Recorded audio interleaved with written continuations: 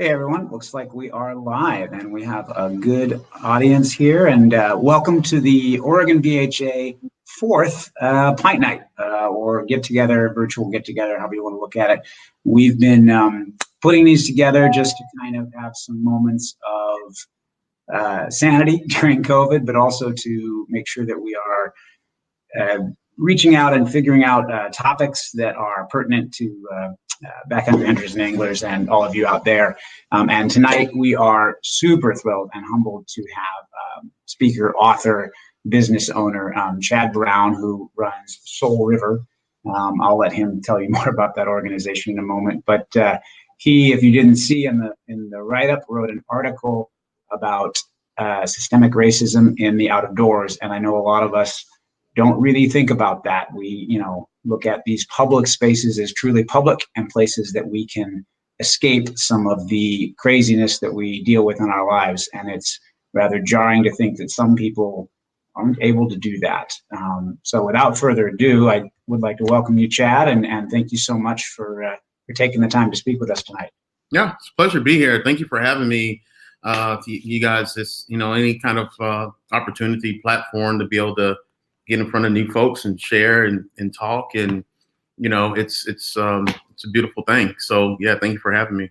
Yeah, well, again, we really do appreciate it. I know you and I've communicated a little bit offline about that, but we really are thrilled, and it's definitely as part of the BHA, or pardon me, Backcountry Hunters and Anglers, for those maybe watching who aren't members. Kind of ideology is that we definitely want accessibility, and that includes accessibility for all. So. I'm going to go ahead and just dive right into it. I do people, pardon me, real quickly though, for people watching me at home, if I lean in and out, I have a little Word document over here, some notes on it. I didn't want to forget anything that I wanted to ask Chad and also bring up. But also there is an ask a question box at the bottom of the windows here, which you can type in questions. So after Chad is done talking, or if it's something really pertinent, we can bring that up. But we're happy to have a Q&A after, as long as Chad wants to stay and talk. So please chime in there. And I do already see one awesome comment in the chat that says love is king, and I completely agree. So thank you so much for posting that, Richard. But right off the bat, Chad, just some background about you. If you could tell us about both you and Soul River, and I'm sure that could fill several books, but give the standard on that. Yeah. Well, as far as me personally, just a little nutshell. I'm a Navy veteran. Also, I'm my background is coming from a creative world as a creative director, photographer. Spent a lot of time in that world, and then coming out of that world and dealing with a lot of heavy darkness that came into my life years back. Basically getting diagnosed with PTSD. So I had to deal with a lot of that, and that really kind of just ripped me out of the society and put me in a really, really dark place for a good stint of my life, and had to deal with a lot of heavy demons and heavy medication, and through a lot of support and help, which that help came from anglers and hunters and conservation group, people, that I was able to connect with, which it wasn't something I was seeking out. It was something that just kind of fell into my lap, and it started out as a friend took me to the river and said, this is where I used to come when I was going through my divorce. And here I am standing on the river, and, my friend was showing me this river here, and she was telling me I was going through my divorce and I would come here and fish all the time, So here I am, strung out on heavy medication, and so I just said, well, how do you get into it? What do you need to do? Just right behind us, there was a fishing store right there. Went over there, picked up me a rod, some flies. I didn't know anything about fly fishing, anything, I just picked it up and went out there and started to, cast out a couple times, and my cast was like all jacked up and wind blowing it all over the place, but it hit the water, the fly hit the water, and when it hit the water, I think maybe on my third cast or fourth cast, I hooked it on a small Jack salmon, you know, and so I was hooting and hollering all over the place. I mean, I think everybody heard me in that part. Yeah. You know, so, you know, and that was when I kind of put two and two together, and I was like, you know, this is what makes me happy, because I was in a phase in my life where I was going through a lot of darkness, a lot of pain, strung on heavy medications, you know, where I've forgotten how to smile. You know, I've forgotten what it feels like just to feel the wind brush against your cheek. You know, I've forgotten a lot of little details that just make you just feel alive, you know, and plus I was really, really disconnected from family. And so when I hooked it on that fish, that is really what brought a lot of excitement and joy that I haven't had in a long time, you know, and it felt just that good. And it felt so good that I felt like my excitement was pushing that medication out of my pores. That's just how excited I was, you know, and so that made me feel alive. And so moving forward, I went to the docs, you know, at the VA, and the VA basically said, you know, the doctor order said, well, we want to get behind you. They literally wrote me a prescription to continue to fish more, stay in the outdoors, fish more. We'll wean you off your meds, and we will, as long as you make an agreement with us to do your one-on-one group therapy and personal therapy, basically. And so that's what I did. And I did that, and I continued to do that, and got weaned off the meds. I got stronger, got to a point one day when I was on the water, I said to myself, you know what, I'm ready to kick some ass and I get back into society. But this time, me stepping back into society, this is a new chapter in my life. And what I want to do is what made me happy, being in the outdoors and being on that water, and how nature and how that water worked with me and helped me through my healing. I want to be able to bring people to the river so they can find their healing at the same time, you know, and find out what nature is and what that does for you, basically. So I, you know, put two and two together. You know, I'm from the urban world. I was once that at-risk kid, broken home family. I tied myself into gangs growing up, you know, and I know what it feels like to be as a veteran and wanting just to get acknowledged and seen in society when you come back, you know, especially when you're dealing with those demons and stuff, you know. So putting those pieces together, that's when I came up with Soul River, which is my organization.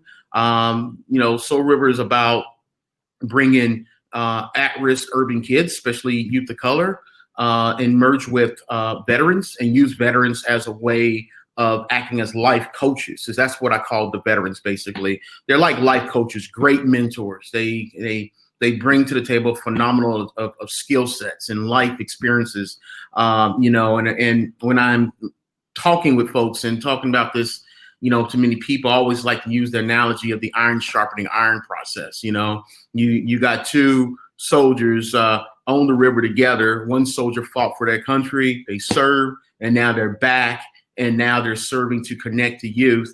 And that youth is also a young soldier that's fighting to be heard and seen with their voice in the urban world, you know, and all the barriers that they're going through, you know. So they're fighting really, really hard, you know. And so when you bring these two together, you got these two soldiers kind of working in this iron sharpening iron process that's forming, and it forms a community. It forms a tribe, you know, right there on the water, you know. And so it was, you know, so that's kind of like how Soul River's formed. And that's what it's about today. And that mission is still the same. The beauty of that mission and what we do, how we break barriers, is the day one when I started the organization is we wanted to make sure that there's zero cost. There's no burden of financial burden for that youth or for that veteran.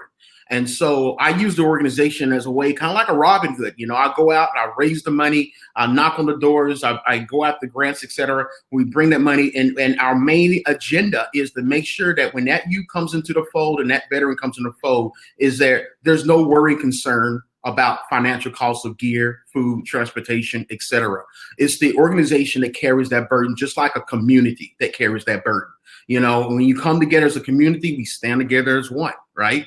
You know, we look after for one another. If someone's young or someone's crippled or someone's hurt, or whatever the case is, as a community, we have to be able to step in and stand up for that person and lift that person up That's the same thing how Soul River operates, basically. You know, from a veteran standpoint, our ultimate mission is to ultimately raise that kid up in the outdoors and give them a platform and opportunity to become a leader for tomorrow's conservation.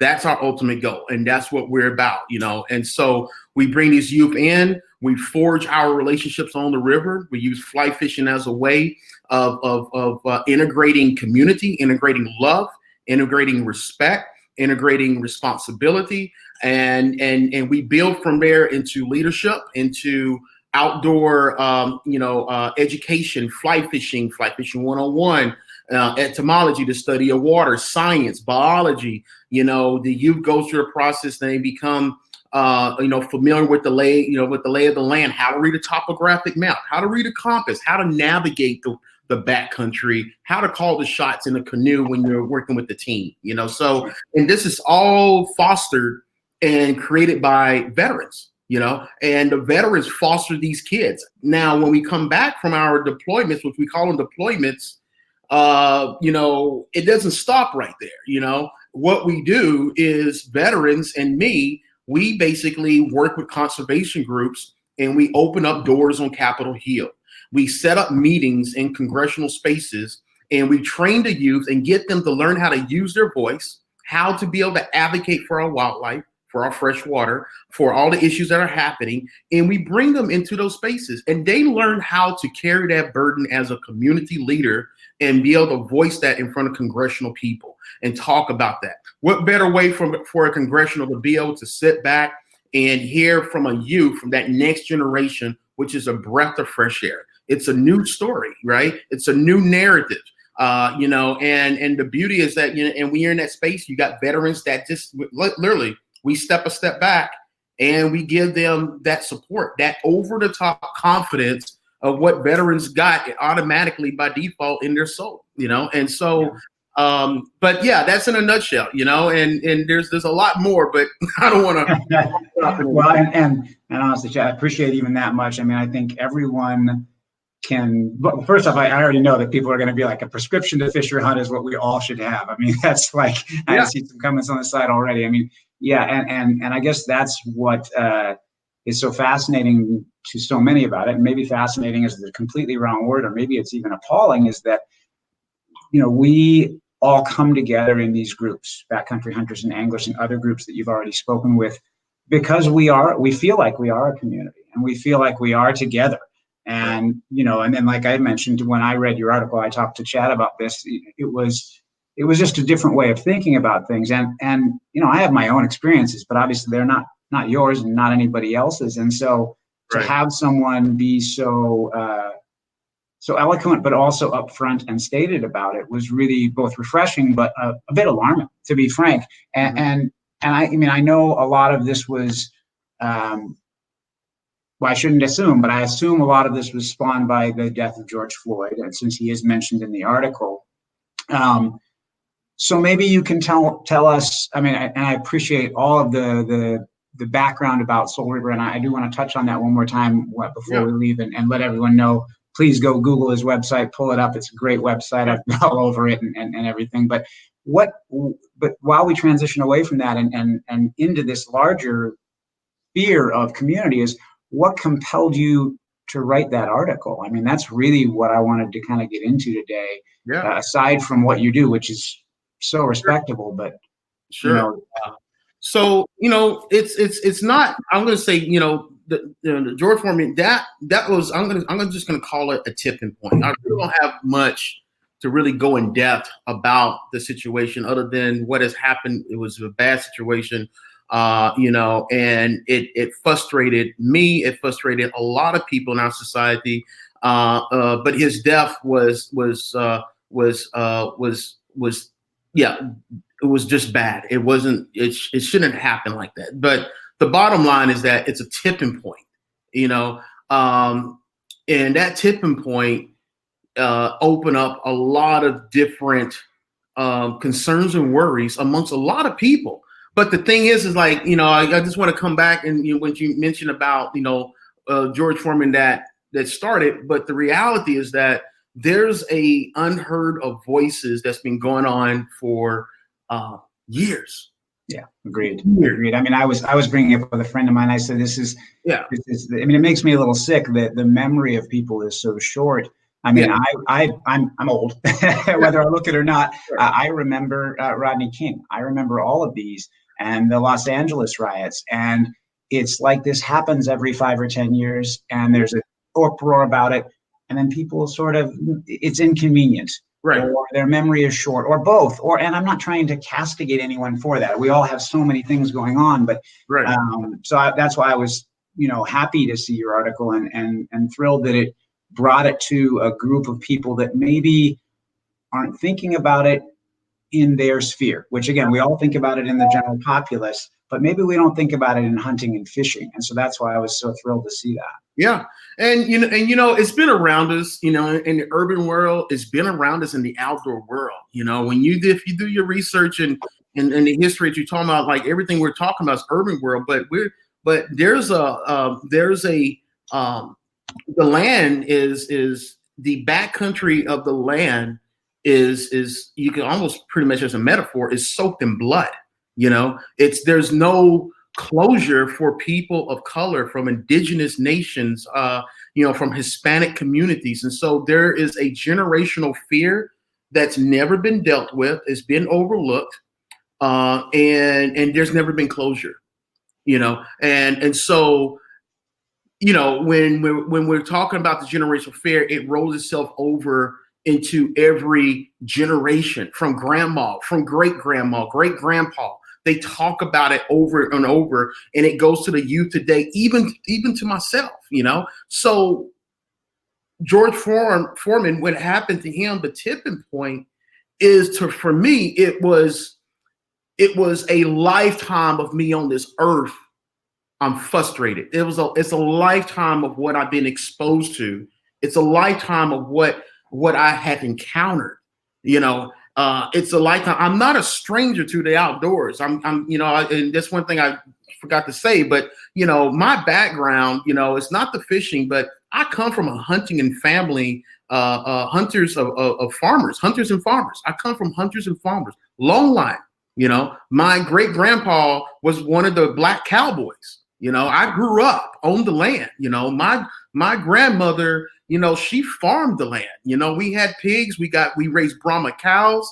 I remember when I was young, my father and my grandma, they would take the cows and take them up to the market and auction them up. It was a upbringing lifestyle. At age 7 years old, my grandpa and my father took me out on my first hunt and gave me a little 22 rifle, and so,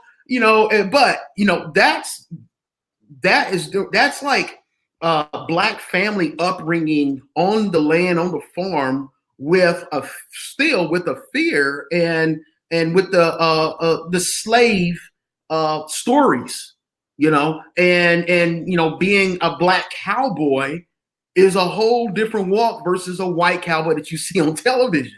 Two different worlds, two complete different worlds, and so, so where I'm coming from and me writing, it's my walk of the things that I've been experienced, even as an outdoor person, that my voice that's multiplied by the thousands of people of color has that same voice and fear.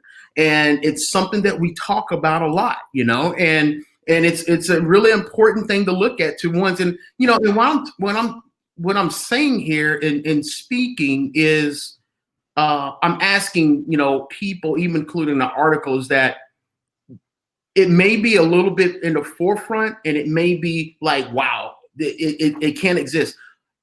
What I'm asking is to take the time and sit with what I'm saying. That's what I'm asking, sit with what I'm saying here. My skin is Black.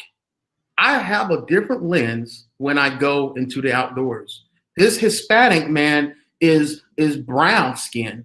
This Native American, there's a different lens. There's a different way of how you are accepted when you enter not just the outdoor world, but enter through the challenges through urban world. It's a different lens, and so when the Foreman happened, I was frustrated. I needed to talk about this, but I was also afraid. I have to say, I was also afraid. Really, what I was afraid of is I didn't want. I was concerned about my organization getting attacked. Because it happens. There's a balance of good people and there's a balance of people that's up to no good. Period. And so the platform that I'm already on and the exposure that I've already received on a national level, this is just one more piece for me to step out and make myself more vulnerable, but my faith and me writing this, I was like, you know what, this is a strength of power that I need to actually exercise here. I need to exercise me as a leader, me as a founder and president of my organization, representing people of color, of young people for tomorrow, representing veterans. This is my job. This is what I need to do. And I got something to say. I need to put it out there. And you know what? I also need to prepare for the blows I'm going to take, and some of that did come, but that comes with the program. That totally comes with the program, but that doesn't stop what I'm doing though, when I'm out there on deployments, when I'm working with youth of color, there's a big fear in the back of my head. There's been many times when I would talk to some of fellow veterans or my board members. I'm saying, you know what? We're about to do this. Do you think we're going to this area? Do you think we need to carry? That's ridiculous to think like that. But the fact is, like, I got kids out there. I got people of color kids out there, for God's sake, and that's on my watch. That is on my watch. And so I'm having to be very vigilant and keep my eyes open to make sure that the experience that we do, we are able to do in the most healthiest space and cultural space to allow these young people to be able to step in and enjoy nature how it's supposed to be enjoyed without having the fear or concern of what grandma and what mom is already saying. They're already afraid of that, and the youth, well, they feel that same way, and so, yeah. And so that's kind of like where I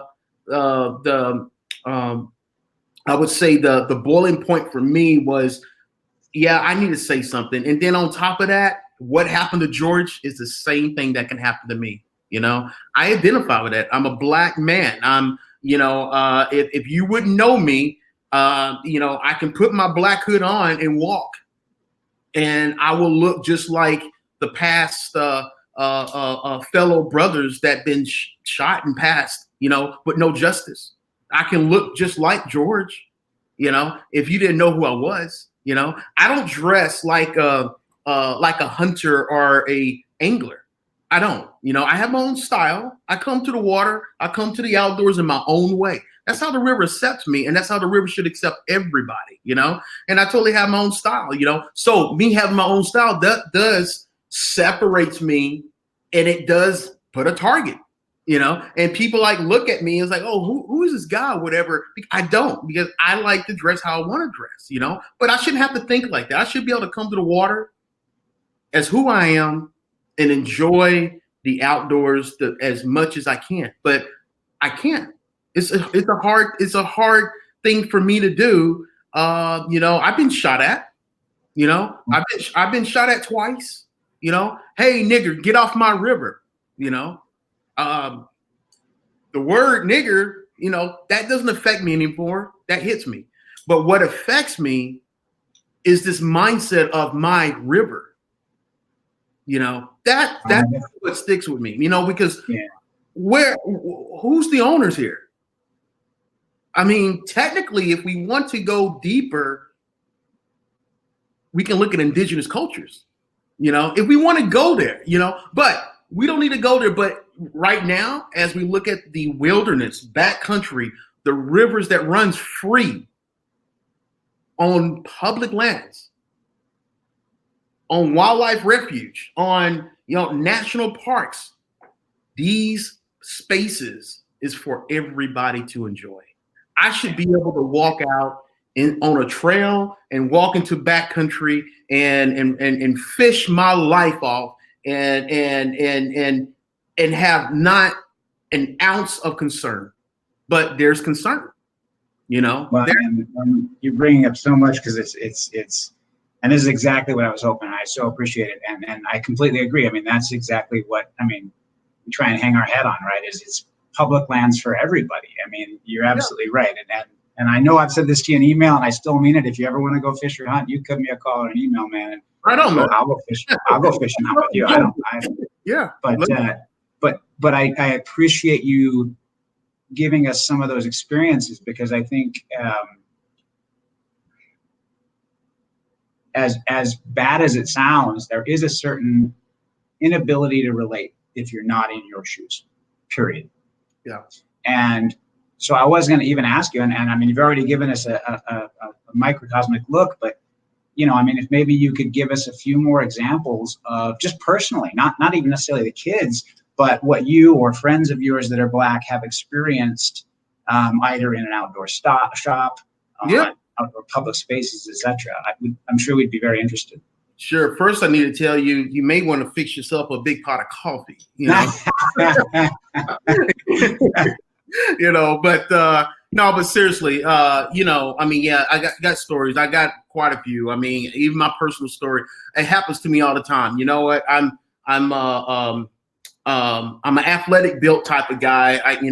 I don't dress, like a lot of outdoor folks and everything. I have my own style, and so the way I look and carry myself, which it shouldn't be about that. It's not about, I should not be the way I look, number one, period. But when I go into an outdoor shop and I'm looking, there's been many times, and no joke, I would not have to say anything. I would go look at it. This happens a lot. I would look at a backpack or a product, and that person will make a judgment of the fact, and probably make this judgment of the fact that me being Black and poor. And so, excuse me, sir, instead of looking at that backpack, these are actually much cheaper over here. I haven't said anything. I'm looking at the backpack. I know what I'm looking at. I'm just, but this quick to make this judgment, and I said, no, this is what I want. This is what I'm looking at. And, and so if I have any questions, I will ask you. But right now, I'm looking at this backpack. This is what I want, so that happens to me all the time when I walk into an outdoor shop, all the time. I got a buddy of mine. I wrote about this in the article. It was the part about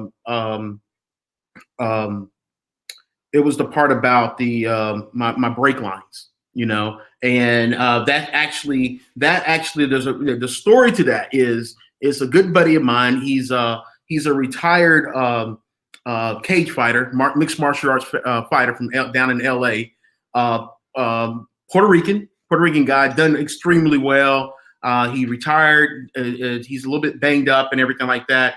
Met his wife. His wife is what connected me to her husband.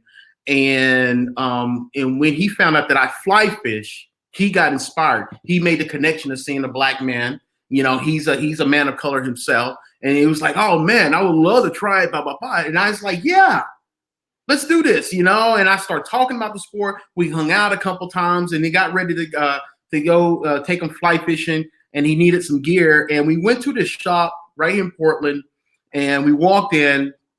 His name is Ed. I'm not going to give his last name. His name is Ed. And, we're standing in the shop, and I said, Ed, we're going to go in and look at some gear. I'm going to show everything you need to get and everything. We just get some help.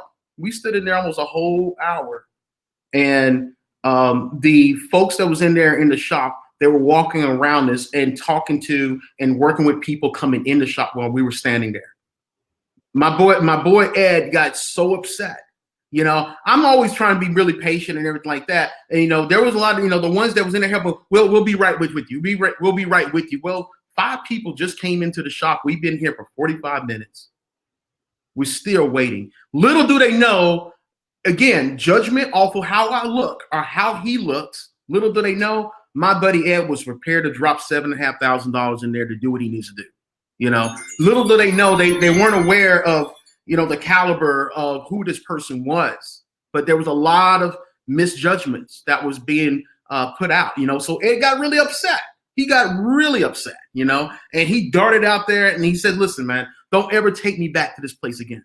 Don't ever take me back here again. I do not ever want to step into this place again. I don't care, you know? And I was like, Ed, it's all good. You know what? I tell you what, you know, tomorrow's Veterans Day. Let's go to the river. I got some extra gear. You can use my gear. We'll just spend time on the river. We drove out to the river down in the chutes. Me and Ed pulled up behind the Subaru car. There was 2 white anglers down, probably maybe 40 yards down on the river under the chutes fishing. Me and Ed get out of my rig. You know, I put my waders on. He get his stuff, get the rods and everything like that. By the time we start to make our way down the path, those 2 white anglers are passing us up. I'm being really friendly. Hey, how you doing? Hope you have a good day. You know, would you fish well? Blah, blah, blah. You know, it was a little small talk. That's all it was. Me and Ed, we are on that river and we're fishing. We had a great time. We hooked in the fish left and right. You know, it was awesome. Ed was also the type that he wasn't all about fishing, because what he liked, he actually liked wading in the water, because the river, what he found was it was healing to his wounds, being a mixed martial arts fighter, you know? And so his wounds, and so he just like, I said, hey, what you doing? He said, man, I'm just like waiting, man. This just feels so good, man. I don't even want to do anything. I'm just want to sit right here. And I said, yo, you know, sit right there. You know, we had an awesome time. He's an awesome guy, you know? And so, you know, sun started to go down. We made our way back up, get into my car, Subaru's off, and drive down maybe no more than, I'm going to say probably 50, 40 yards. And then all of a sudden, all over the place, you know? I was so upset. We got out, we looked, brake lines completely pulled out, you know? And I mean, I had still belted brake lines, for God's sake, you know? I mean, it took a little strength to, you know, pull them out, but and then the engine was jacked up underneath where I couldn't pull my gear shift out. You know, my whole front was just jacked up. It was completely upset. Here it is, where we are in the canyons, and we need help. You know, cell phone's not working, so we sat there. You know, cars going by, my hood is up. You know, no one's not stopping. We're still here. You know, and I told Ed, I said, I can't believe this has happened. And Ed was just, you know, of course, we had a whole different type of colorful language happening at that time. You know, we're down there, you know, and you know, and then you know, sooner or later there was a ranger that came through, and I told the ranger what happened. He took a report, he submitted it and everything like that, and he took off. We needed some help. I didn't know how to help, so, you know, ranger, we thought the ranger was going to actually come back and help us and everything like that. He did take a report, but, you know, didn't fall through, and we're still stuck in the damn canyons. So luckily Ed knew a little thing about cars, because that's where my talent's in. And I don't know nothing about vehicles, stuff like that. And so he got up in there, you know, there was a couple tools in my rig and everything. He kind of jerry-rigged some stuff to where I was able to pull my gear shift out. So what does two brothers do in our walk, in my walk? We step in faith. That's a different walk. It's a totally different walk. Again, when I'm talking about stepping in faith, I'm talking about being a black man moving through. And that's the thing that we say, we're going to step in faith because we're going to believe that something is going to work for our favor. We don't know how we're going to get there. We don't have a plan, you know, but we're going to move through this process together, and we're going to make this work, you know? So Ed was able to get that gear out. We're probably a little over 200 miles from where we at on the Deschutes to Portland, Oregon. How do we get back? We drove on faith without brakes.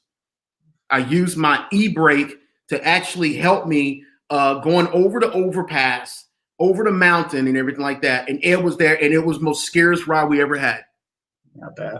His wife was on the phone, and she was really concerned about us and everything like that. But it was the only way we can get out of there. You know, I was able to start, and we had no brakes. I used my damn e-brake for so much that it just made things even worse by the time we arrived in Portland, you know, and everything like that, you know. And so I was just like, I can't believe this, you know. And I told Asa, I'll never forget this. You know, but you know what? There's a lot of things I'll never forget. Even as a kid, being part of the football team going back, and I walk into a locker room and I'm getting called nigger, and I mean, it's just, you grow up with this stuff. And so that's what I'm talking about. These are unheard experiences that as a being black, having black skin, it's a different approach and how we are perceived when we are especially moving into the outdoors. And let me just say one thing about the outdoors. The outdoors is a place of healing, and it's a place of where we can relax and we can recreate, etc.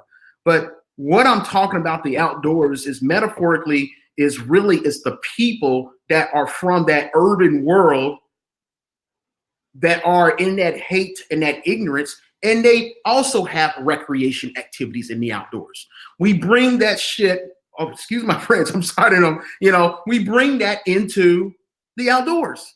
We bring hate into the outdoors. We bring ignorance into the outdoors. We bring all this kind of, mental mess into the outdoors.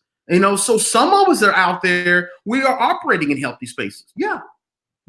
But some of us also encounter these kind of things, and so what John and Sally is doing with this, maybe with the anarchy group or a racist group or whatever, they're just as much as a hunters as you are.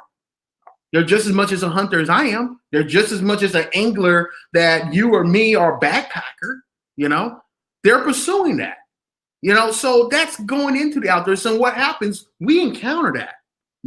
And so and then it established that fear, but it's much more justified because we're able to see that and it happens, and so it's yeah. Anyway, I'm gonna let you speak. No, I appreciate it, and obviously it's a deep hole to dive down, and obviously one chat online is not going to change the world, and obviously that's not the goal of this. The goal of this is just to try to understand and also to be able to move forward as a community. And again, everything I'm hearing you say, I think everyone here is able to agree with and understand that the outdoors is healing, that the outdoors belongs to everyone, that whether we like it or not, certain people are treated differently based upon the way they look, the way they act, who they are.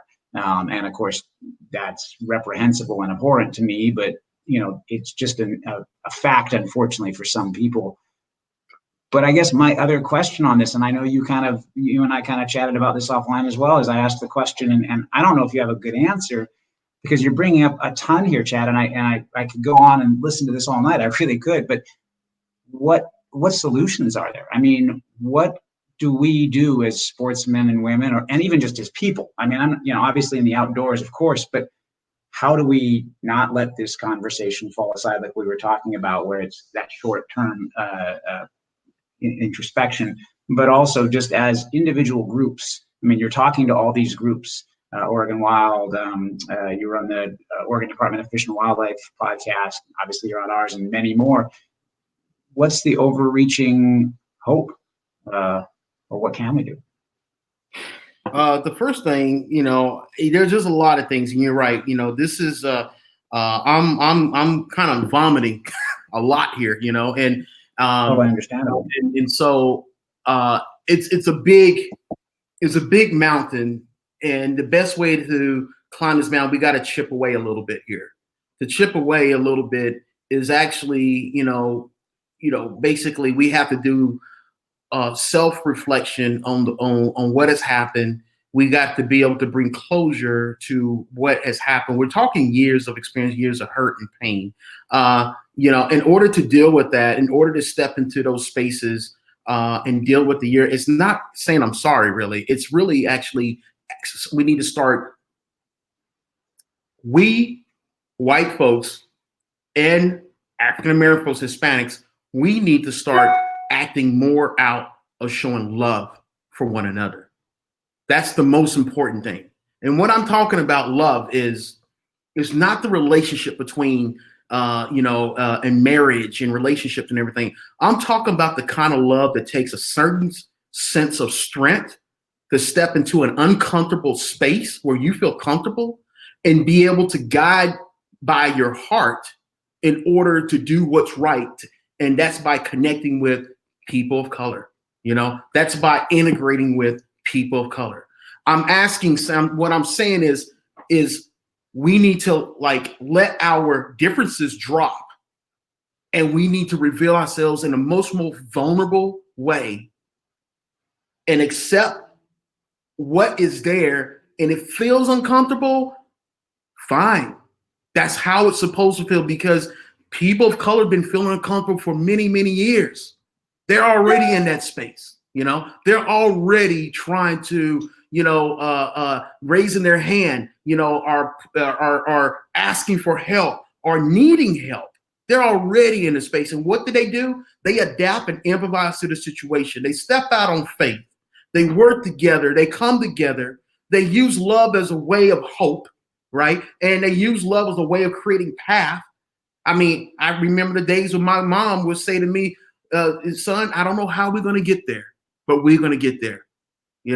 That's the kind of love I'm talking about, and for Caucasians, that are wanting to do the good, to step back, not turn the cheek of what's happening here, but to acknowledge and look what's happening and be able to step into that space and say, hey, brother, hey, sister, how can I help you? How can I be part of what you're doing? These are fundamentally basics of what I'm talking about before we can even get to the tip of that mountain.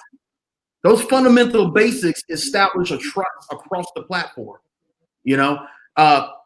Indigenous cultures, they built their relationships off of trust. Historically, their trust has been taken away. It's been misled, misguided. Same thing with African American history. Same thing with Hispanic history.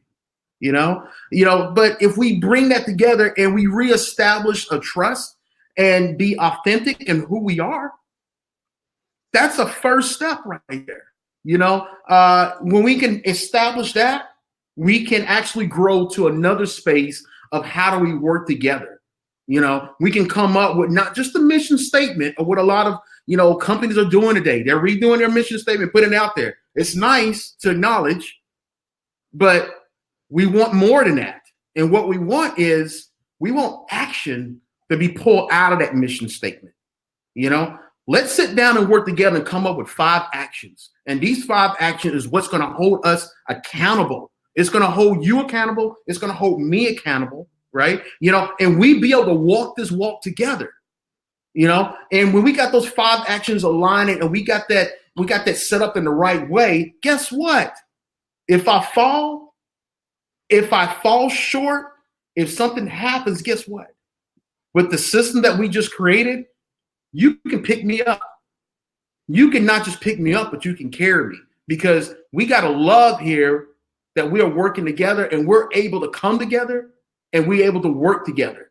You're not going to let me fall back, just like in the military, dead man's carry, you pick your brother up. If your brother fall, no matter if he got a broke leg, a shot, whatever, what do? You pick your brother up and you bring him home. That's what you do, no matter what it is, And so when we look at that analogy and go back to the community and how that community is formed, we're talking about the fundamental basics of applying love for one another and supporting one another. The fundamental basics. Love is king. That's where we need to live at and where we need to start living at. And when we start living at, we're not judging no more. We're not preamping our emotion. We're not preamping and allowing our emotions to turn a response without listening. We need to be better listeners, instead of, because right today, what we do is, especially when riots or not even right, but all kinds of stuff happens, or when I go to my brother and he said, what's wrong? I'll share. And the worst thing what you can do is just go ahead and preamp what you need to say. What I need you to do is listen to what I'm saying. What I'm saying is I'm sharing you my experience of what has happened to me. That's what I'm saying. And I need you to really listen to that. I'm not asking you to come up with solutions. Right now, I'm hurt. Right now, what I just experienced is a painful experience. And if you really hear as my brother, if you really hear as my sister, you're going to take the time and hear me. You may even take the time and give me a hug. I may need that more than what your preamp solutions are going to or to present to me. You know, right now, I don't need that. Right now, what I need is to be acknowledged, and I need you to see me for who I am and for what's going on here. You know, and that's when love steps in. Love steps in for that brother and that sister. It allows us to cross the platform. It allows us to step across the line, you know, and connect, you know, and we're missing that. We're missing that, you know. Our foundation of what this country's built on for many, many years, it's cracked. It's freaking cracked. There's a whole bunch of cracks here, you know, to fill, you know, I'm not a politician, you know, nothing like that, but to fill these cracks is to be filled with the love. We need to step in, and those are the voids. That's how we need to step in to make that platform stronger to where we can work together. That's where we can start, by community. You know, I'm a big fan of Senator Ron White in Oregon, and he always talks about his famous slogan, or his word is like bottoms up. You know, you don't build from the top. You don't go to the CEOs and everything. It all starts bottoms up. You know, and I really believe that. You know, community. It's not the decision makers. We can get to the decision makers later. You know, but if we can get to the people and cultivate that community, and we can integrate ourselves, and we can start practicing love, we stand much more in a stronger position of a powerful army to dismantle racism, hate, ignorance as we're moving forward together. We are linking up, brother, black and white, and we're walking together here. We're walking through our urban world, we're walking through our outdoor world, and we standing strong together. You know, I know for a fact that if I fall, my brother and my sister are going to catch me. But right now, that's not going to happen.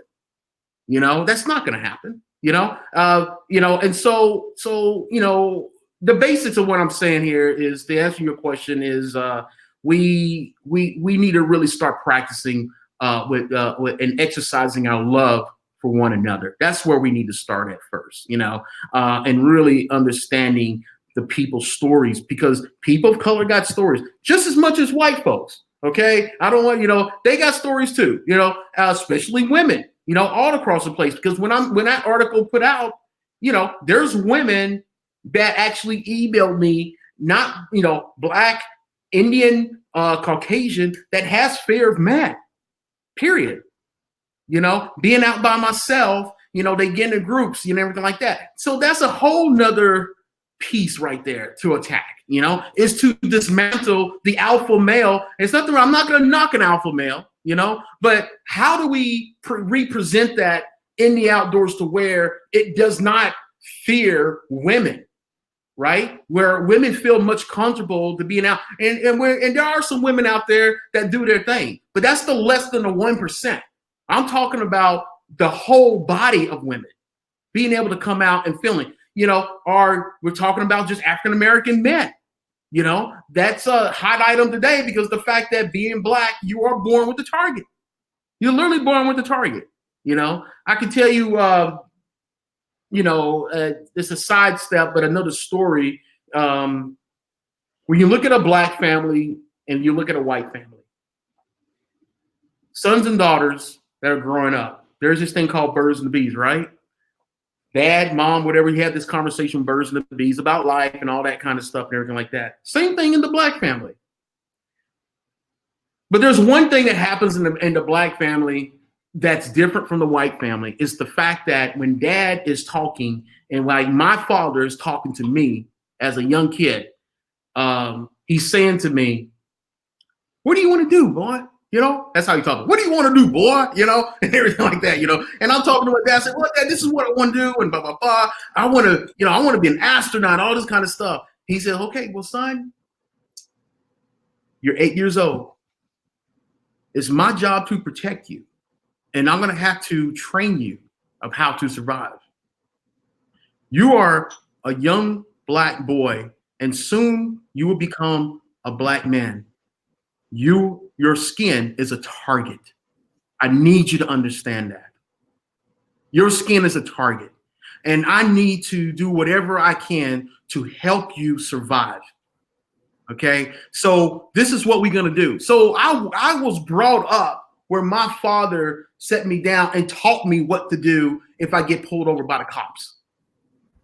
This is survival tactics, you know. These are things that we have to do and everything like that. And so there's a difference. And so when you're born with black skin, you're born with the target. It doesn't matter if you're educated. It doesn't matter where you come from. What matters is the fact that you are black and you got a target, and there's people in this world that will not accept that. They got a problem with that.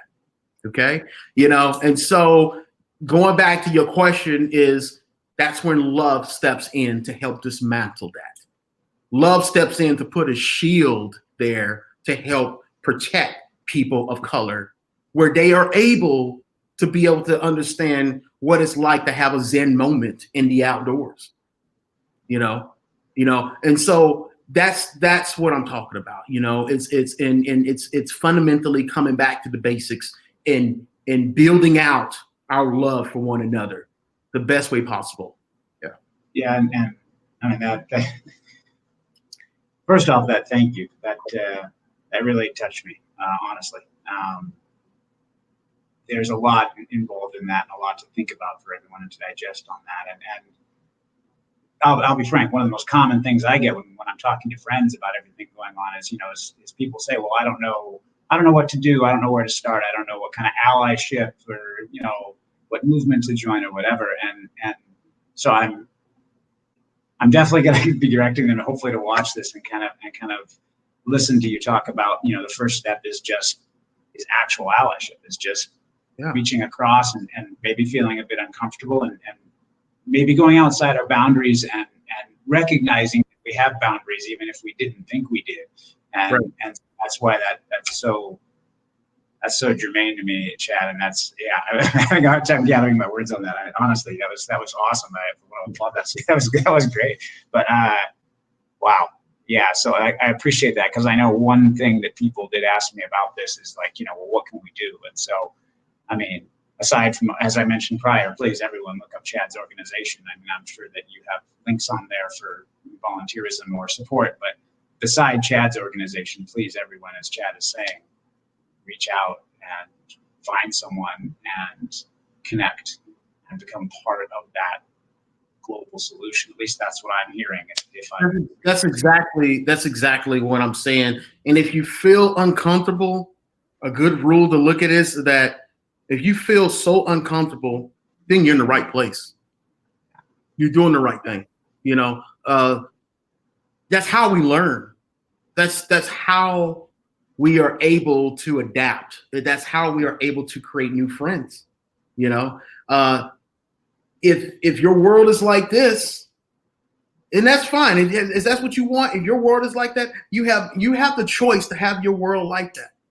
If you have the heart and you say, I want to make change. I want to change this. It's going to require to be uncomfortable. And the more uncomfortable you are, the more of a better place that you are right now, because that's exactly where you need to be, and you can be able to lean into your resources in that uncomfortable space and open up to help support whatever you're trying to do with a person or with the group or with the company, whatever. I don't know what it is. If you're working with a young group of people of color, indigenous group of color, Hispanic group of color and everything, and you want to do something, you may feel uncomfortable, and you need to just you need to sit with that. You just need to sit with that, and allow that to turn you open where you can be able to navigate your heart. A lot of us don't do that. A lot of us, 99.9% of the world, whatever, we don't do those things. We think with this. That's what we do all the time. We think with this all the time. We think with this, or we would say, well, because you helped out this, Hispanic, or I got a black friend. Well, I got a black friend, and, I don't see no racism because we get along. Okay. It's not about generalizing. It's not about generalizing. It's not about just because you got a black friend, that's not what you see. What the problem or what the situation is that he has a different lens when he believes you and he goes off to somewhere else. That's the key piece that you're not understanding, of how we enter companies, spaces, wild spaces. It's a different walk compared to how you would enter company spaces and outdoor spaces. When you step up, when you take a step back and you look at outdoor groups that are together, African American groups, Hispanic groups, Native American groups, when you look at, you got the race. I don't know if anybody ever thought about this, but raise the question of why they're all together. Why are they all together? And that's fine to have groups. I'm not knocking that. But when you find out the reason why they're all together, because why? They feel safe together. They feel this is where they can be able to relax a little bit and enjoy amongst themselves and go into the outdoors because they feel safe and they feel protected.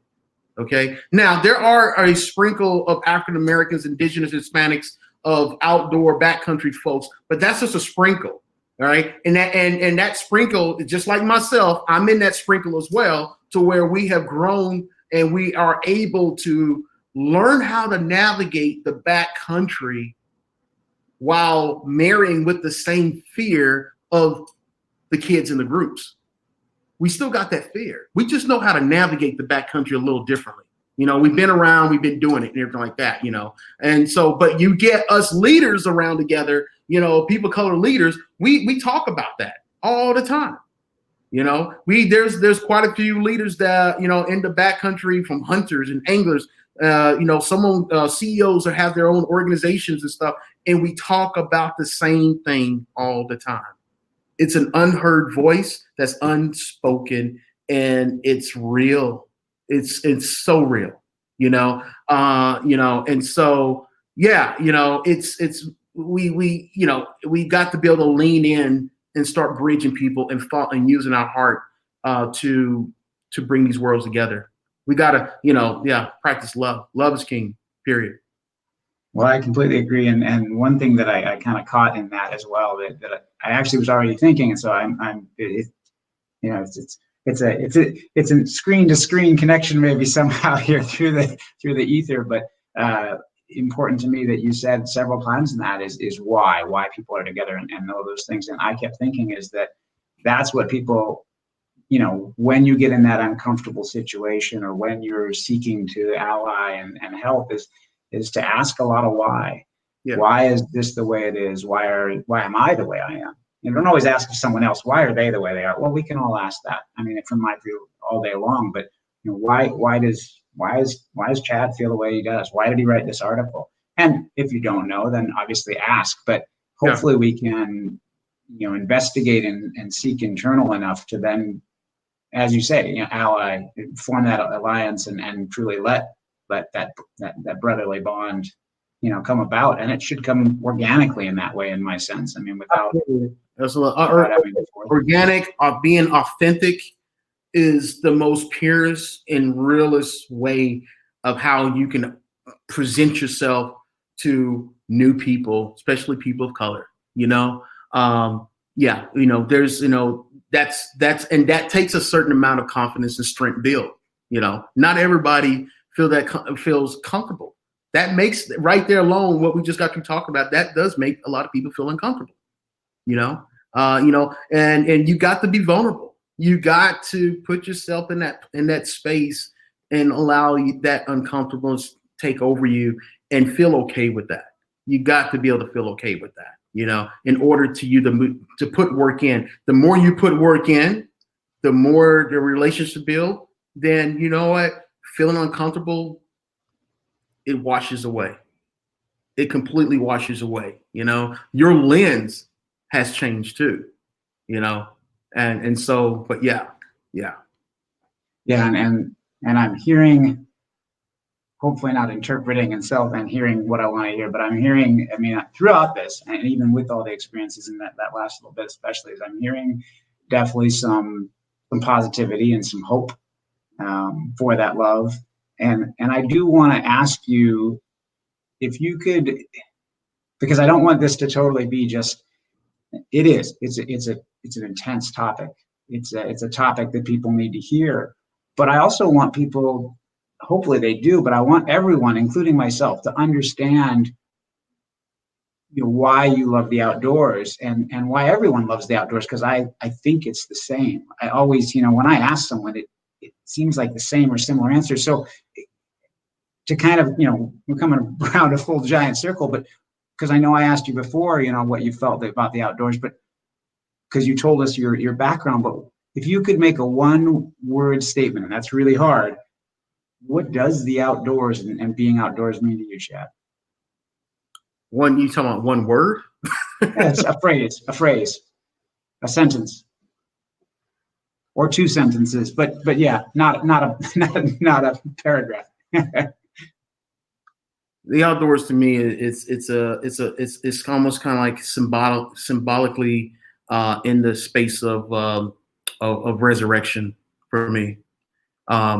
As an angler, when I'm going out, there's a thing that I would say to a lot of my buddies and stuff, and I would say I'm about to go wade in the water. I'm about to go get baptized all over again. I'm not a spiritual man all the way to an extreme like that. But a lot of that does come from my upbringing and what I've been exposed to, my father, my mother, being on land and everything like that. There is a sense of rebirth. Even when you're planting, or when you're even going on the hunt, basically, and so and I think there's a mix of my influence of interacting with indigenous cultures throughout my life, basically, that has come to that place where I look at myself being in the outdoors, being on that water, is being in Mother Nature's theater. And when I'm in her theater, I'm able to see and I'm able to tune into everything around me. I'm able to see the life and death that happens in front of me when I'm seeing the insects dancing on the water, the mayfly that's making its way up to the water, to the film, spread their wings, dry their wings, fly to the tree branch, turn different color, fall to a dun, the whole life cycle. I could see that, there's a rebirth that's happening of poetry all the time around me. There's also a rebirth of myself stepping back in nature's world. And then as I exit her world, I'm exiting her world as I just got a dose of healing. I just got a dose of charge to take on life one more time, right? One more time, one foot in front of the other, and everything like that, So, but yeah, there's this resurrection, this rebirth is what the outdoors means to me, and why I keep going back, That's perfect. And by the way, you did end up coming up with one word, even though you didn't think. But I can totally relate. I will tell you that when I fly fish, because I grew up fishing, and just to try and relate, whenever I fly fish, especially for salmon and steelhead, I always find that I'm resting one hand just touching the water, and it's like I'm just grazing it, and it's like I'm feeling it. It's like I'm literally somehow absorbing it completely through me and creating a loop and a flow, and that. And I'm not mystic or religious in that sense either, and yet I do it every time. I find it's almost subconscious. And again, same thing. Yeah, absolutely. That rejuvenation, that rebirth. And the same thing, people ask me, why do I like to go hunt if maybe you're not even successful? That doesn't matter. Yeah. So I think that's awesome, Chad. And yeah, I mean, that's what I hear from everyone. So oh, there you are. You're back. I wanted to ask you before I round everything kind of back around, I did want to ask you if you had any final thoughts and hopes, both from your article and from conversations like this. Final thoughts. Back to you guys and the platform you guys give me, and many other platforms I step on to be able to share. Not everybody's going to be on board. I get that. I don't expect everybody to be on board. What I expect is people to basically, sit with it for a little bit, think about it. You know, don't be quick to respond. Don't be quick to come up with solutions and ideas. Just sit with the things and try to develop a third eye to be able to look a little bit deeper. That's what I'm asking. I'm asking people to look a little bit deeper here into our humanity, into, the not just the outdoors, but the urban world and why things are happening. You know, it's quick to come up with the educational solutions and the collegiate, and political. It's quick. But what I'm saying is we need to look at the deepness of the TikToks that's happening within our soul as humans. We need to look deeper in opening up ourselves and practice love for one another. You know, we each and every one of us need to take a journey, a self journey, and that journey is the reflection of self, it's the reflection of your steps in life, and it's also the study of what's happening in our lives. We need to be more sensitive to that, and we need to pay attention to what's going on. I just, the in it where basically saying love is king. It's powerful.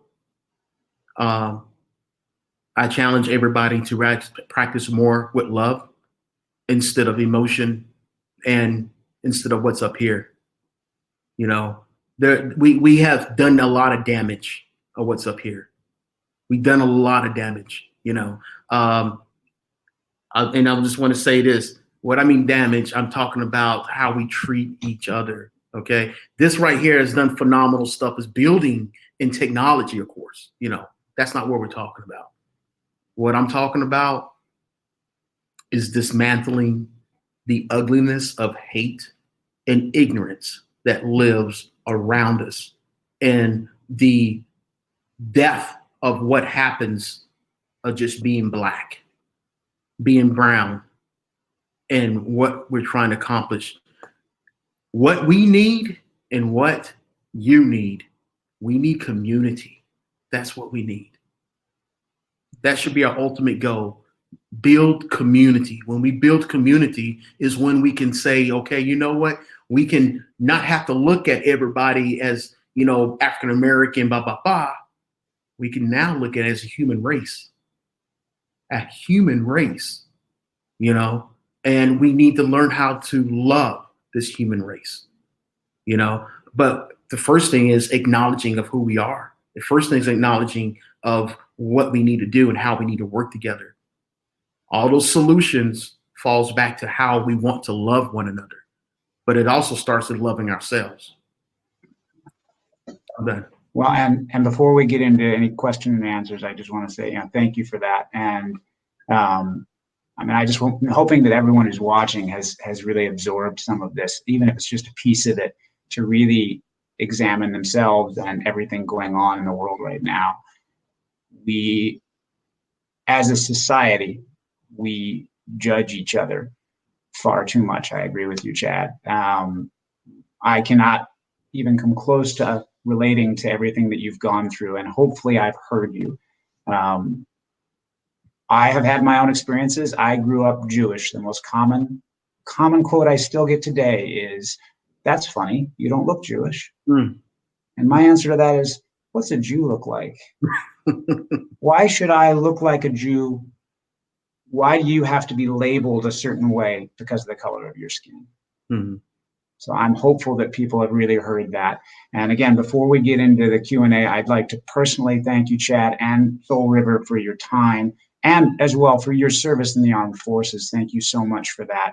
I really hope that everyone will look up Chad and Soul River on Instagram, Facebook, Google them. You do have a website. Is it, do you know the website offhand? Yeah. Is it Soul River Inc.? Yeah, soulriverinc.org.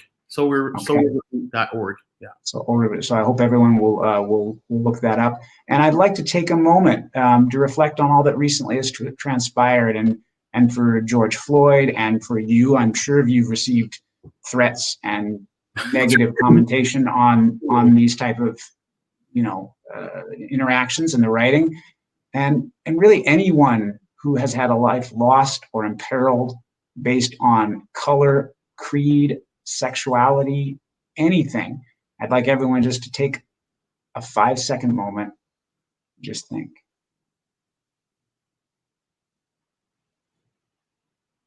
Okay, and with that, I do want to see what questions we have, because this was a very powerful and charged conversation, and I appreciate it, Chad. So I do see a couple questions here. Here's one. It says, how can the predominantly white sportsman community better embrace people of color? And this is kind of a two-parter, so I apologize. I can repeat part of it. And then, what burden of entries do you see the Black community face that white hunters and anglers do not? So first, how can the predominantly white sportsman community better embrace people of color? And then, what burden of entries do you see the Black community facing that white hunters and anglers do not? The first question would be, I can say is, white hunters in the angling community, if I'm going to speak about organizations, if there's a big interest of wanting to make change and do good, of connecting with POC groups, the how is connecting is approach a POC group of who you want to work with. Connect with the director or whoever there and have a sit-down conversation. Here's the key. Don't go in with that conversation of a savior's mentality. That's when that's when the barriers comes up. You want to go into that conversation with an open mind, open heart, and intentions to break bread in that conversation. Okay? When I mean breaking bread is get to know them. Get to know them, because you got to build the fundamental blocks first. And then when you build those fundamental blocks, that's when you can start asking the questions like, what are your challenges and where are you at? What's your overall goal? Sit back and listen to what they have to say, And again, this is about listening. This is all about listening and just taking in a lot of where they're at, what they're trying to accomplish, their challenges, their goals, their success. There's a lot. If you allow them to speak, allow them to share everything, and then come back in another meeting and say, hey, you know what? I got some ideas, but I would like to work with you. But this is how I like to work with. I would like to basically integrate and help solve or help get from point A to point B together. Don't come with the mindset, I got a solution for you. That's not the way to work. If we want to work together, we plan together, we break bread together. POC are culturally, well into their own culture of Hispanic, Indigenous, Native American, POC. They have their own deal of how they do things just as much as any other organization. But the idea is for you to celebrate what they're doing, celebrate who they are, and celebrate what they're trying to accomplish and be part of that celebration. Acknowledge what's going on.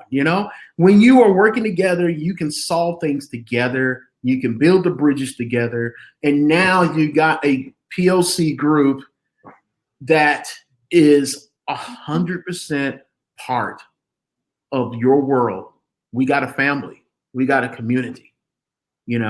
And it's small steps, because what I'm talking about is it's gonna require you to feel uncomfortable, of course, but through feeling uncomfortable, it's gonna eventually graduate into a nice, healthy friendship, a trust, right? And we're working together, So those are the basics, and as I said earlier, that's the basis of how we can work together. And one of the piece when you're working with like a director of a POC group, whatever, while you're working together, guess what? You can establish action steps. These action steps are something that we're going to walk together and work together and hold each other accountable in these action steps. In order to have the action steps, that white angler or hunter actually needs to sit and listen first of what they're doing and what they're trying to accomplish. When you can listen and digest what they're doing, that's when you can start moving forward and start saying, oh man, you know what, love to be able to be part of this. What if we able to create some action steps or something? That way it will hold me accountable in what I want to do, and it would hold you accountable, and we can like work together here to solve this problem together, but I would not go with the savers mentality that we're going to come and save you with that mentality, because that happens a lot, and that closes up a door with a lot of PLC groups. It really does, and everything like that, so that's, there's more steps you can do, but those are the fundamentals to start the conversation, just to get things going. Yeah. There was a second. Yeah, I appreciate that. And the second part was what burden of entries do you see the Black community face that white hunters and anglers don't? I suppose that could also be read as barriers, but basically, yeah, what are the challenges essentially of entry to the outdoor community for Black hunters and anglers? There's quite a few. I mean, I would say the burden of entry is being, some young people. What I'm about to say is, I'm not referring to folks like myself of knowing how to navigate the backcountry. What I'm referring to is the body of more POC groups that are already feeling comfortable, and one of their biggest burdens is being by themselves in the outdoors. Being by themselves. And that's not just young people, it's also adults. I have received, again, emails and thank yous from the article that I sent out from an African-American woman who's a photographer. She shoots birds in the outdoors. And I can't recite everything she said off of my memory, but it was more along the lines of, you know what, I love being in the outdoors. I like to go and hurry up and shoot and get my ass as quick as possible out of the outdoors because I'm so scared. I got to get to the car. I have to get to the car and get out of there. Can you imagine being a photographer and going out and shoot birds? Can you imagine the burden that person is carrying? That person is not really having the opportunity to actually breathe and exhale and enjoy. They're capturing some nice moments.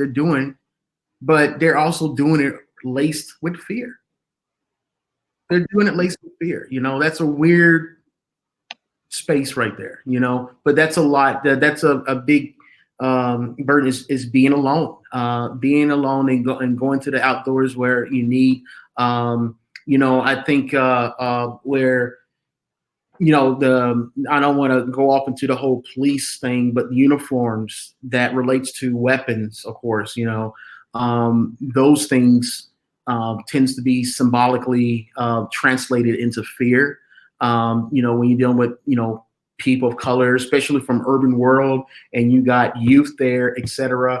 The first thing comes to mind when they see, a white hunter with a weapon or whatever, if they happen to be in that same space, he could be getting out of his car and pulling out his weapon out of the back of his truck or whatever like that, those kind of, whatever, there's a lot of different ways of how that could be presented. If that it is, let me say, it would only work if that hunter's conscious and understanding how they're presenting themselves, and if the hunter is conscious of that, then there's an education piece of how you can make yourself not look so threatening when you are seeing people of color.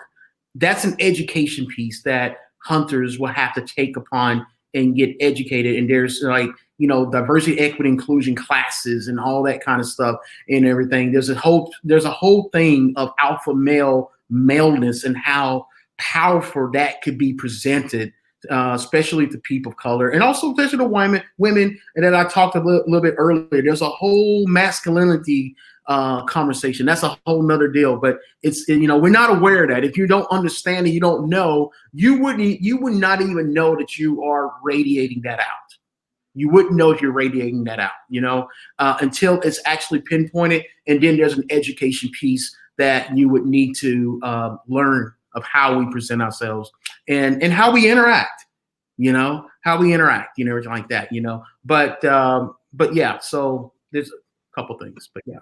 Okay, I appreciate that. And the next question, actually, I'm really curious if you have an answer to. I think it's a challenging question, and there might be some answers on your website if you have supporters. But the question was, we have the ability to. This is a good one in my opinion. We have the ability to use our dollars with responsibility and accountability. So, are there any outdoor brands that have been allies that we should preferentially support? So, are there brands that are more aligned with this type of vision and mission? Absolutely. You know what? I feel very honored and blessed with the platform and the work that I do to be able to answer this question really, really strong. Because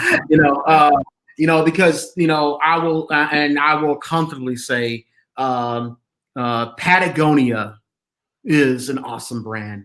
And they have been doing the good work for a while. They've been involved into a lot of people color outdoor groups. They've been involved into a lot of indigenous public lands. They are really heavily involved with a lot, and they've been doing a lot of the good work. One thing I liked about Patagonia when I'm working with them is, sometimes you work with brands, and a lot of brands, and when you take it, they say, make sure you use our logo, make sure you wear this, all this kind of stuff. Patagonia, I just many times I say, we don't care about that, Chad. We don't care about our logo. So, we just want to make sure that, you're set up and you're doing the work that you need to do, period. This is from my experience of being affiliated and working with Patagonia. King Footwear is another one. King Footwear is a phenomenal brand. They've been doing the good work.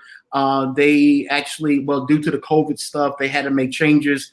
But they had this, I forgot it was the King, I forgot the name of the grant, but it was specifically created for urban POC groups in the outdoors, basically, and this has nothing to do between King and Patagonia. This has nothing to do with George. Okay. This didn't happen. This has been going on for quite a few years, a lot, so the I think it's called the Keen Effect grant. That's what it's called, the Keen Effect. And so they've been really, really, focusing and really trying to work with POC groups. They have given POC groups a strong opportunity of financial support and also gear support, and also beyond that, resources for the group and everything like that, for both groups and everything. There's quite a few brands that's been doing pretty good that those are the two that's come to my mind right now. Do you have a list on your website of companies that support you? Yeah, actually, I don't really have a list, but it's actually on the homepage, and you'll see. That's what I mean, is that people who visit that can then see those companies. Yeah. Great, yeah. Awesome. I appreciate that, and those are a couple of really good mentions. I know that we've worked, and I've certainly worked with both those companies in a variety of ways. So, the next one is sort of a ramble. I'm not going to lie, from Felton. It's partially a question, but it's also partially a statement. So I think he's got a lot of support here. So he said that when you said you were shot at first I was thinking you might mean while serving our countries overseas. That's so awful. I guess it's not the important thing and you don't need to say, but what rivers, ? We like to think other fishers and hunters are good folks, but there are poachers and some bad people just like anywhere else. And some behave worse because they are out of sight of other people. Of course, that's not really a question, but I'm not sure what to do about those 10% of outdoors people who suck. His words, not mine. Anyway, everyone on the meeting is proud to know you and says thank you. So there's some positive in there, but I guess maybe the question would be, you don't have to say the rivers if you don't want to, you can, but otherwise, maybe is there something you can speak to about what to do about those 10% or however many it is? I don't really have a number that aren't supportive. The 10% aren't supportive, meaning what? I can speak. The people who may be out there who aren't supportive of people of color being in the outdoors. Yeah. And what they do? Well, number one is I don't mind speaking of river. I was on the Clackamas River. That's where I was at. And so that's my home water. All right, that's just not right. That's where that's not right. You know, that's not right. I was on the clock, and you know, and it really terrified me. I mean, yeah. You know, it's I'm trying not to get emotional because it just brings up a lot of stuff. You know, my dog. I think, you know, my service dog Axe. Last thing I need is, you know, is to experience me picking my dog up and carrying him off due to some racial shit. You know, so all I have in my life is my service dog. First thing I did was protect my service dog. That's what I did. The first thing when that happened, and you know, I grabbed Axe and I got the hell out of there. You know, and I was running, and I actually picked Axe up. He did not run with me. I picked him up and I carried him along with everything else. And I dropped a lot of shit, and I carried him, and I got out there, and we hit around the bush area where we were at and stuff. And then I forcefully, you know, basically covered on top of Axe and laid on top of my dog and everything. And I kept on saying, you know, Axe, it's okay, buddy, it's okay, you know. Hold on.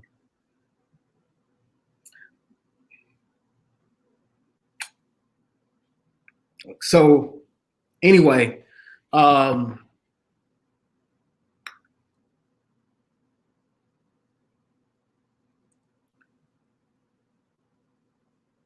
know, I think the best, the one of the things that that I fear the most is this fear of being a victim.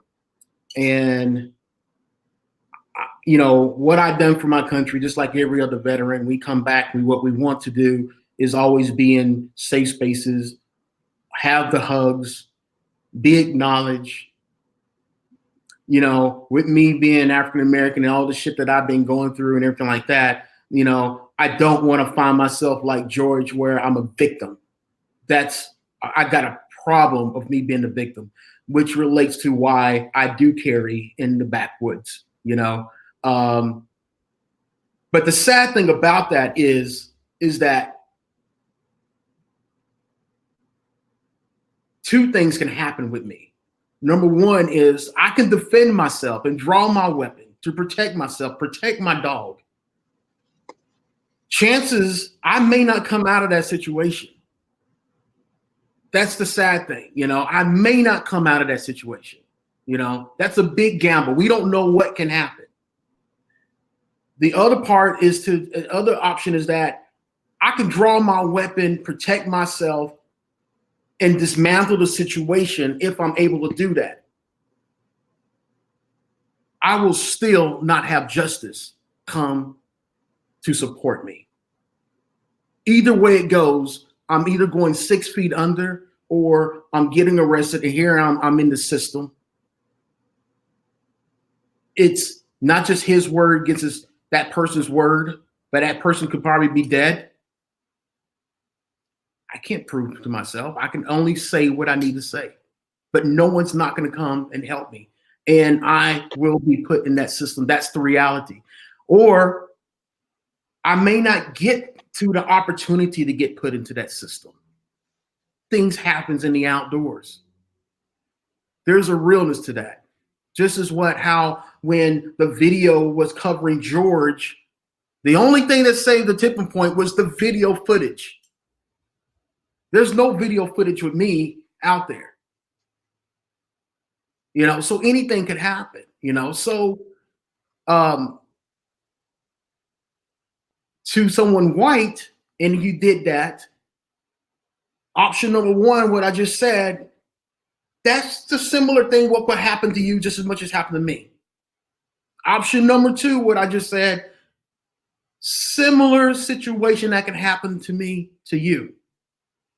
The difference is that you have an opportunity because the fact that justice can easily come in and support you.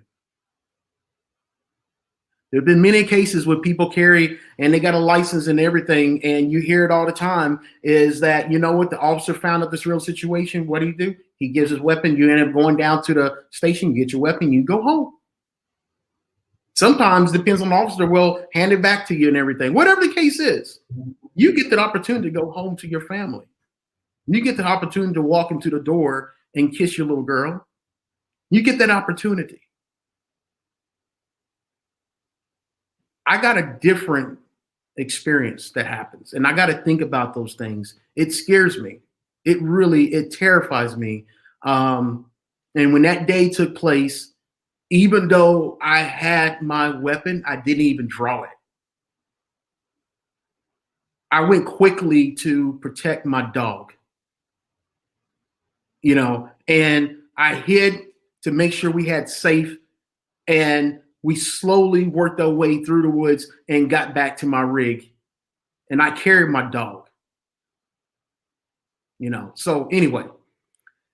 I appreciate you sharing those details. That's yeah. I don't know. There's nothing I can say about that. Yeah. I'm going to shift away from that, just not because I want to, but because there's another question. But thank you for sharing that. Sorry. The next question asks, can you share some groups that are working on the front lines well in the outdoor social and environmental space with the audience so that they can connect with them and learn more about how they can support a greater sense of community in the outdoors? So are there outdoor groups that you would recommend people look up aside from Soul River? Exactly, right. Soul River is one. I'm just going to put that out there. Please, everyone Google Soul River. I saw someone post it in the comments, the link, so please take a look at it. You have I think it's Brown Folks Fishing. I believe that's their name, brownfolksfishing.com or .org. You can find them on Instagram. It's a bunch of people of color, of anglers, and they come together. Again, they come together, fish together. They do, I think there's some conservation work that's involved, but they're literally on the front lines, and what they're all about is creating more spaces in the outdoors to bring more Black and brown folks into those spaces to feel comfortable to fish. Awesome group. You can find them on Instagram. You can also, I believe, is Girl Trek. You can find them. They're on the front lines. All female. I believe it's all female people of color group. I believe there's another one called Brown Girls Climbing, if I'm not mistaken. You can find them, and they are all about, again, trying to make outdoor spaces accessible for people of color, of women that are backcountry climbers. Let me think here off the top of my head. Outdoor Afro, really good friendship. I'm friends with the president and founder. Her name is Rue Mapp. She's done a phenomenal job of harnessing and fostering many African Americans throughout the United States and urban world. She's actually kind of like a pioneer. She's been around for a good length of time, and she steps and plays in a lot of political spaces, outdoor spaces, but her ultimate goal is really more centered, right? Not really more around the back country, but her ultimate goal is actually getting Black folks into nature. Rather, it's national parks or even local parks. It's being able to move African Americans into nature and have fun, have outings and and treks and all that kind of stuff. But she's probably 80 plus thousand strong of followers and everything like that. Yeah, she's a powerhouse, and she's been doing a great job of really creating an urban movement of people of color in the outdoors to get them into nature, basically. But there's quite a few groups out there, a handful of groups out there that are doing the good work, and there's actually I just actually came across I believe it's called Conservancy. I can just go here on my Instagram because they just text me, and it's my old Confluence collection. I believe they're out of Colorado, but they're new, they're young, and it was interesting because they reached out to me, and since the COVID and it stopped a lot of their programming, they've been doing Zoom fly tying meetups. Nice. which was awesome, And they asked me, do you tie flies? I said, yeah, I tie flies, And they said, do you mind, maybe doing a Zoom with us when we record it? And I didn't know anything about it. I said, who you guys are? What are you guys about? And so he sent me a link, and it goes to the YouTube page. And really, I was like, whoa, there's nothing but people, young people, 18, 13, young people color, sitting on YouTube channels all the way tying flies. That's I did not know that. I was like, wow. I said, that's really cool. So what it is that they would set up a time, and you do a Zoom. They would record it, and they'll basically, it's you teaching how to tie your fly, and they're teaching you how to tie their fly, and they're exchanging patterns. But yeah, you can find them. I believe they're out of Colorado, I think, if I'm not mistaken. But yeah, it's called Confluence Collection, if I'm not mistaken. Cool. Very cool. Yeah, something like that. But yeah. And I personally, and I don't know if you saw this, Chad, I want to give a kind of a thumbs up. There's a company called Hunt to Eat, and they picked up, Matig reached out to me, and they picked up this story that we were doing this, and definitely publicized it. And they have a big, they are not run by POC, of course, but they have a big investment in equity in the outdoors and in public, wild spaces. Yeah. So I'm happy to know them and to to kind of work with them. And then also there's another one that had chatted me with this about I think they're called Queers and Camo on Instagram. Yeah, I heard about them. There's a lot. Exactly. Which is good. I mean, the more the better. The more voices, it becomes a tidal wave. Well, that's operating in their own spaces, and that's, and again, it's like, to anyone that's being challenged and say there's no racism in the out, there's no ignorance, all that kind of stuff. You got to be able to take a step back and look at the whole. And here's the artsy side is going to come out of me. You look at the whole gestalt, Yeah.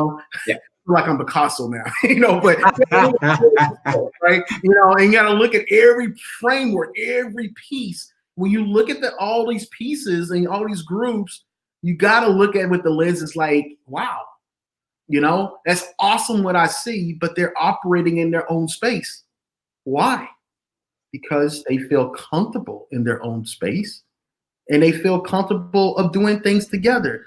They feel uncomfortable going by themselves. And so it's something to think about and to look at that. But yeah, there's a lot of POC groups out there that are doing some phenomenal work, but they are operating in their own space. So, but yeah. Well, before we say goodnight, and I just say before because I don't want you to sign off yet. I don't know if you can see all the comments, but I've been reading just a ton of support of you and your organization. One here from JR says, Chad, I was on a trip to Alaska, and when I was getting picked up by Barry Whitehill, who I've also chatted with, I know you know Barry, in Fairbanks, he was dropping off a crew of kids that had just been out with you. I have to say those kids were electric, and your experience that you shared with them clearly had a monumental, will have a monumental point in their lives. What you do for kids and our vets is incredible. So that's from JR. There's another guy says, Chad, you make the river cool again. I think that pretty much sums it up right there. So another one says, this woman says, once COVID is over, it'd be great to meet you at a pint night in person. I admire your work so much. So I guess my only point is you have a lot of fans. Maybe fans is the wrong word. Admirers, people who are hearing you. And I hope that these conversations continue. I'm so excited that you're continuing the conversation and going on with other organizations, because obviously it has to continue. It has to spread. It can't just be, like you mentioned, in a single small group in a small lens. So yeah. Thank you again so much for your time. We really appreciated having you on. Do you have anything else to say? I don't really have much. I'll just say one thing, out of all we talked about to everybody,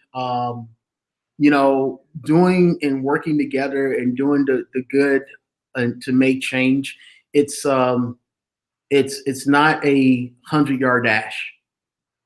We have to prepare ourselves to go a marathon, and so when we can start thinking in the long-term space of how we're going to achieve this marathon, is how we prepare ourselves from the starting blocks in order to make change, because it's not going to happen overnight. It's something that's going to happen as we grow and work together. And that's a marathon right there. And we're going to have to really train our hearts for that, because training our hearts is what lends itself to, following the love that we need for one another. Love is king, period. Yeah, I think you finished it up perfectly right there. Love is king. So appreciate you so much, Chad. And I just want to say good night and thanks to everyone for showing up. And, Sawyer, if you're listening, you can I don't know how you wrap this thing up, because it's the first time I've done one of these, but we're getting a lot of thank you messages in chat again. Thank you so much. And like I said, look me up, man. Let's go fish the clack. I mean that. Let's go get you into a steelhead. I don't know if you caught one yet, but I read on your bio. So let's go get you into that steelhead. But catching a steelhead is it's always like the first time, So yeah. Let's see if we can do it. So thank you, everyone, and everyone have a great night. I don't know. Hopefully, Sawyer will sign us off here, but you can just close your browser.